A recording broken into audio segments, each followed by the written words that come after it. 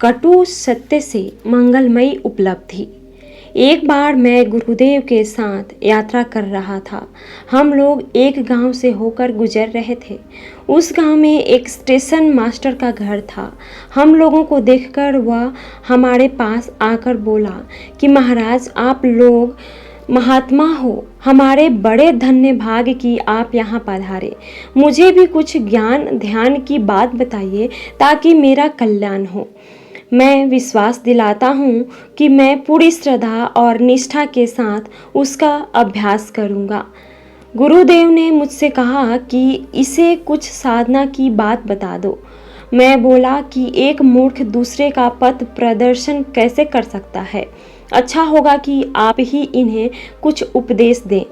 गुरुदेव station master से बोले कि आज के दिन से तुम असत्य भाषण नहीं करोगे, किसी भी परिस्थिति में झूठ नहीं बोलोगे। तुम सत्य बोलने का व्रत लो और 3 महीने तक पूरी निष्ठा के साथ इसका पालन करो। उस क्षेत्र में रेलवे के अधिकांश कर्मचारी भ्रष्टाचारी थे। वे लोग घूस लिया करते थे। स्टेशन मास्टर ने निर्णय लिया कि वह अब घूस नहीं लेगा तथा जीवन के हर परिस्थिति में सत्य ही बोलेगा। उसी हफ्ते रेलवे विभाग के मुख्य कार्यालय से पर्यवेक्षक अर्थात इंस्पेक्टर महोदय आए। उन्होंने स्टेशन मास्टर तथा स्टेशन पर काम करने वाले सभी कार्यकर्ताओं का निरीक्षण किया। इस स्टेशन मास्टर ने इंस्पेक्टर के प्रश्नों का सत्यता के साथ उत्तर दिया। उसका परिणाम यह हुआ है कि कार्यालय के सभी कर्मचारी भारी विपत्ति में पड़ गए। सत्य बोलने के चक्कर में स्टेशन मास्टर तो पकड़ा ही गया, उसके साथ घूसखोरी में भाग लेने वाले अन्य सभी कर्मचारी भी अपराधी घोषित किए गए। स्टेशन मास्टर ने अपने मन में सोचा कि अभी तो केवल 2 हफ्ते ही बीते हैं और सत्य व्रत के पालन के चक्कर में हम लोगों का यह हाल हो गया। 3 महीने में तो पता नहीं क्या होगा।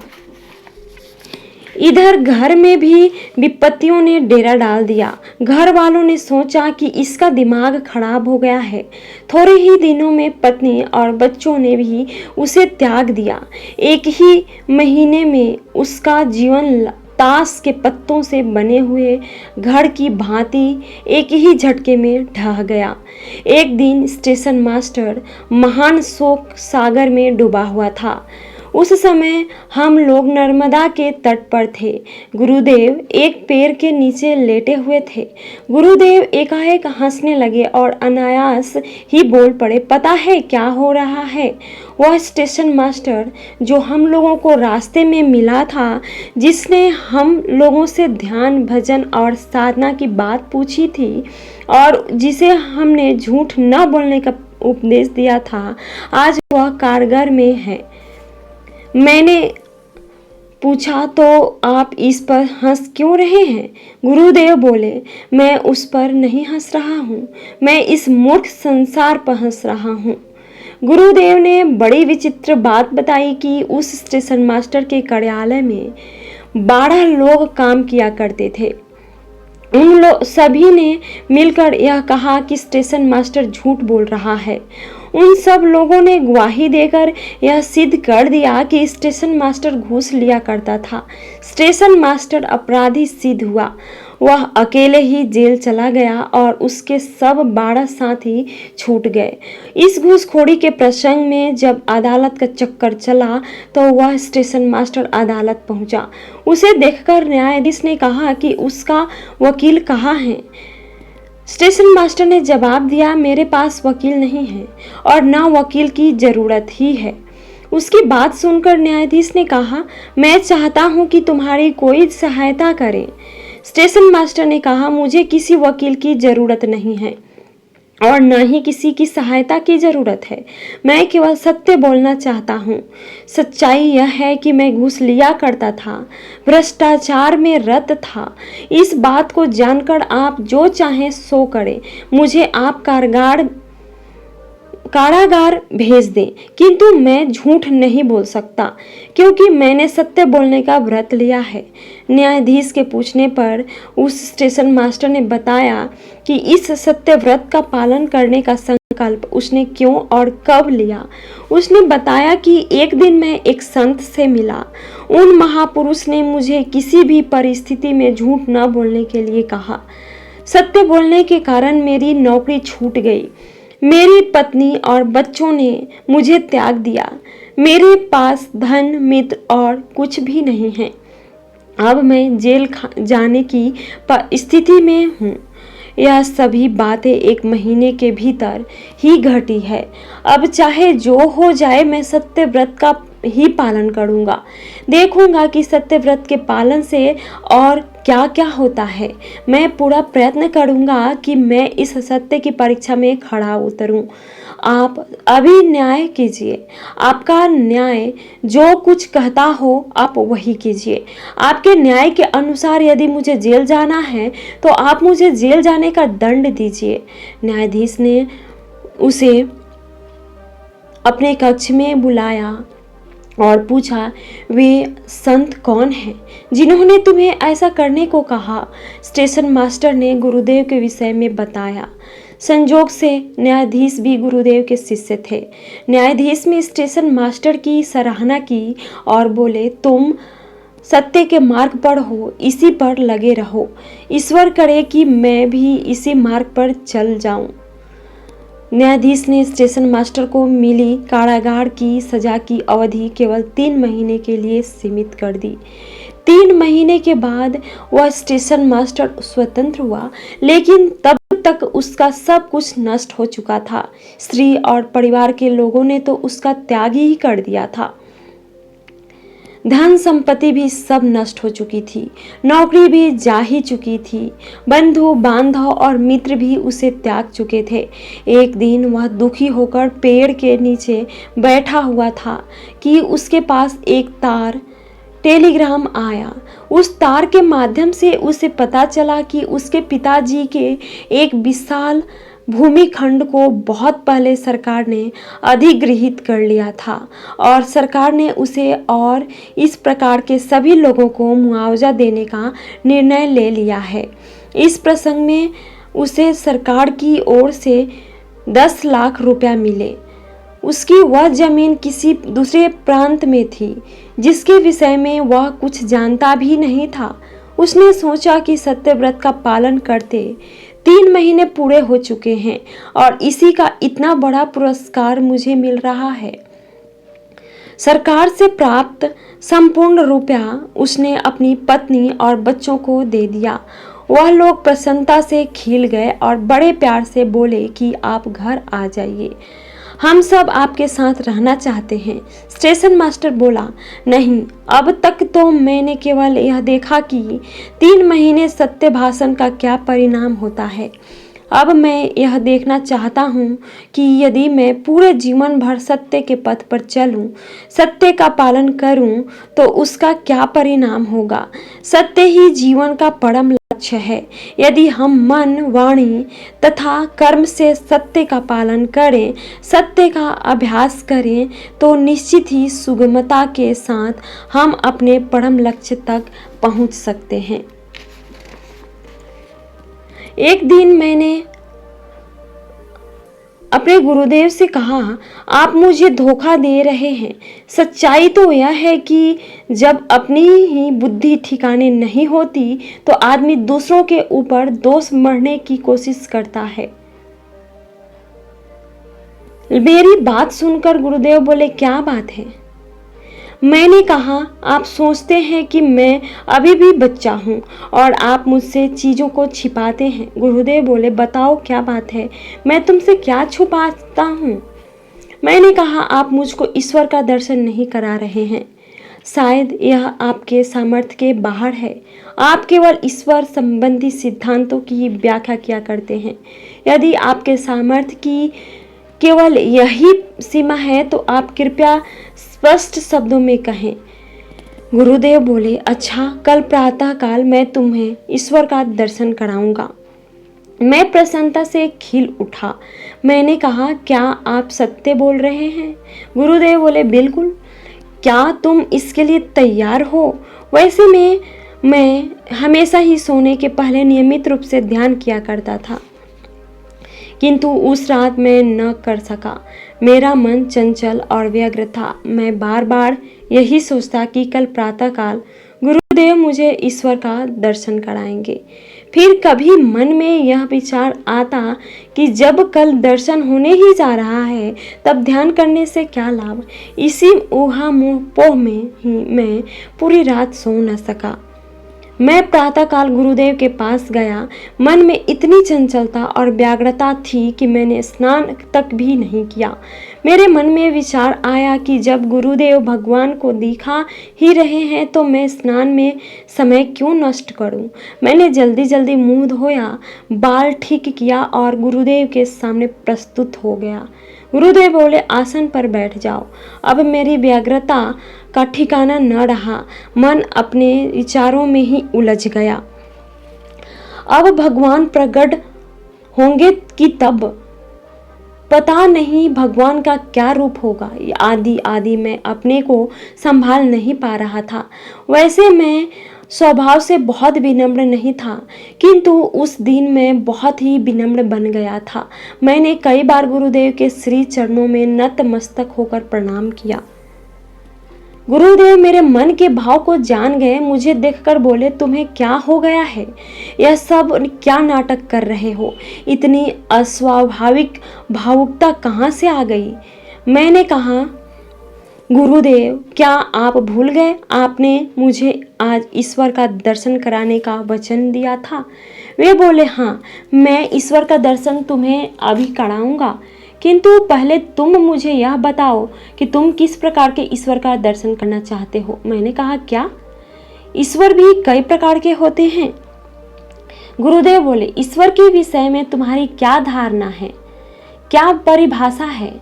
मैं तुम्हारी धारणा एवं परिभाषा के अनुसार ही ईश्वर को दिखाऊंगा। मनुष्य किसी निश्चित स्वरूप को अवधारण किए बिना ही ईश्वर को देखना चाहता है।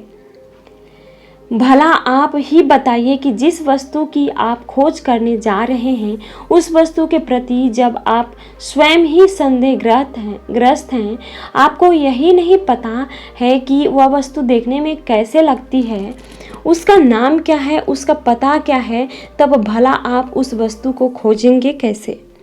गुरुदेव ने मुझसे कहा कि यदि मैं तुमसे कहूँ कि तुम जो कुछ भी देख रहे हो वह ईश्वर ही है, तो क्या तुम मेरी बात से संतुष्ट हो जाओगे? यदि मैं कहूँ कि ईश्वर तुम्हारे भीतर है, तो क्या तुम मेरी बात मान लोगे?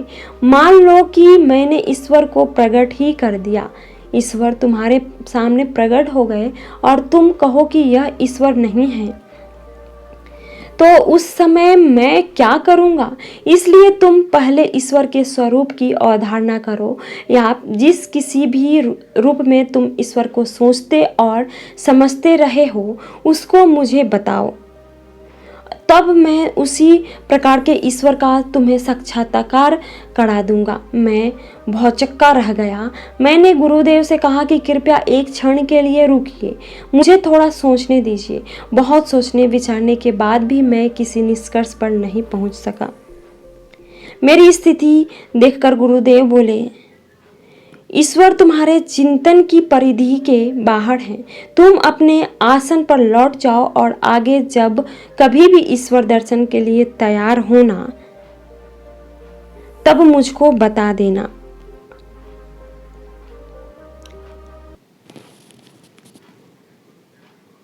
जब कभी भी तुम्हें विश्वास हो जाए कि ईश्वर इसी प्रकार का होता है, तब मैं तुम्हें उसी प्रकार के ईश्वर का दर्शन करा दूंगा। मैं कभी भी असत्य नहीं बोलता। ईश्वर का दर्शन कराना मेरा कर्तव्य है।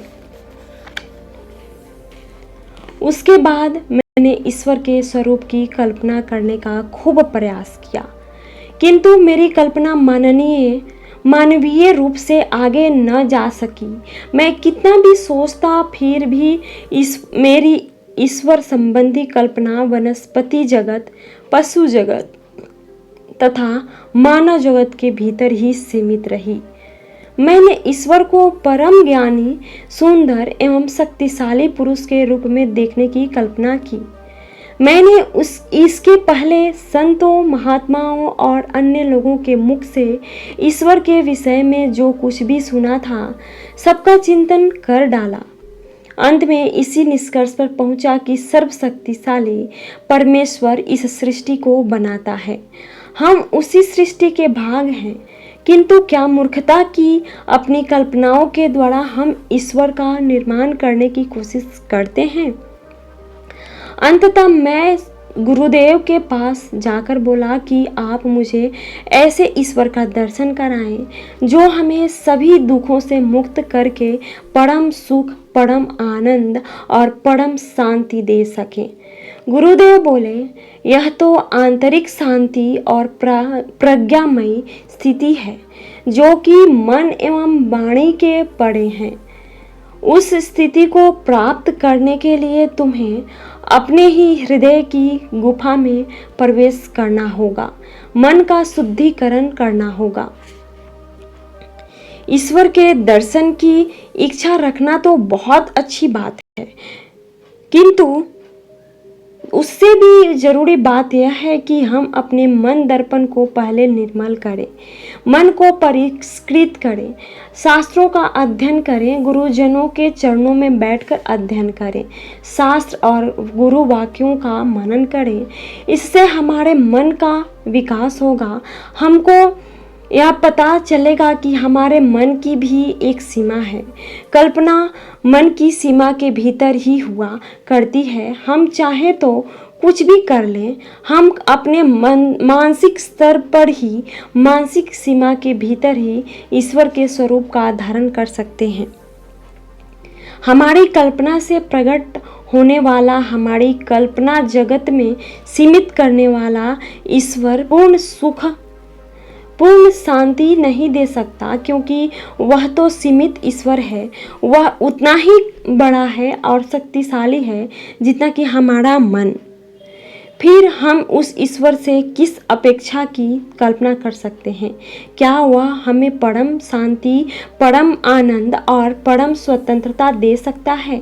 शास्त्रों का कहना है कि ईश्वर सत्य स्वरूप है, वह प्रेम का अक्षय स्रोत है। ईश्वर इस व्यक्त एवं अव्यक्त जगत का कर्ता है। वह सूक्ष्म से भी सूक्ष्म और महान से भी महान है।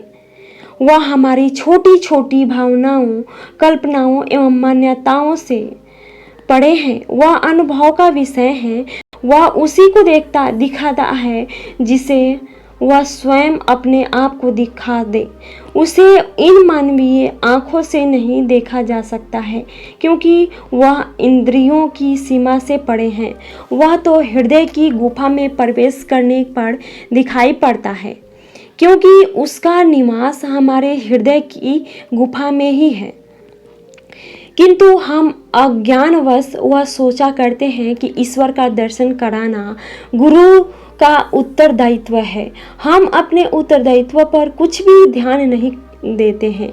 हम अपनी अनुचित याचना के औचित्य को सिद्ध करने की कोशिश करते हैं और हम गुरु को ही दोषी ठहराने का प्रयास करते हैं, जबकि हमें चाहिए कि हम गुरु के पास जाकर उससे प्रार्थना करें कि भगवान आप हमें ऐसी साधना पद्धति बताएं, ऐसा उपदेश दें ताकि मैं अपने मन मंदिर को ठीक कर सकूं, उसको साफ सुथरा कर सकूं और उस मन मंदिर में प्रवेश कर सकूं। कृपया करके आप वह सत्य, वह दिव्य ज्योति मेरे अंदर जलाएं, जिससे हमारे भीतर का अंधकार नष्ट हो जाए। ऐसा करने से ही हम ईश्वर के विषय में थोड़ा बहुत जान सकते हैं। जिस मात्रा में हमें ईश्वर का ज्ञान प्राप्त होगा, उसी मात्रा में ईश्वर के प्रति हमारी आस्था होगी। वही आस्था धीरे धीरे विशुद्ध श्रद्धा में बदलेगी। उस श्रद्धा के गर्भ से आत्मविश्वास का जन्म होगा। आत्मविश्वास के फल से बली होकर हम साधना में प्रवृत्त हो सकेंगे। साधना के द्वारा हम ईश्वर की कृपा को प्राप्त करने और उसको धारण करने में सफल होंगे। निजी साधना, गुरुजनों का आशीर्वाद और ईश्वर की कृपा, यह 3 महान शक्तियां हैं। इन्हीं 3 शक्तियां के सहारे हम यह लोक और परलोक दोनों ही जगत में सफलता प्राप्त कर सकते हैं। इन्हीं 3 शक्तियों के बल से हमें सांसारिक उपलब्धि हो सकती है और आध्यात्मिक भी। इन तीनों शक्तियों का एक साथ होना परम आवश्यक है। दोस्तों, अगर मेरा ये वीडियो आपको पसंद आया है तो लाइक, शेयर एंड सब्सक्राइब जरूर कर लीजिएगा। आगे मैं ऐसे ही आपके साथ कहानी शेयर करती रहूँगी। आप इस कहानी से बहुत कुछ सीखे होंगे कि ईश्वर को हम कैसे प्राप्त कर सकते हैं। इस दुनिया में ईश्वर को आप जिस रूप में चाहो उस रूप में मिल सकते हो।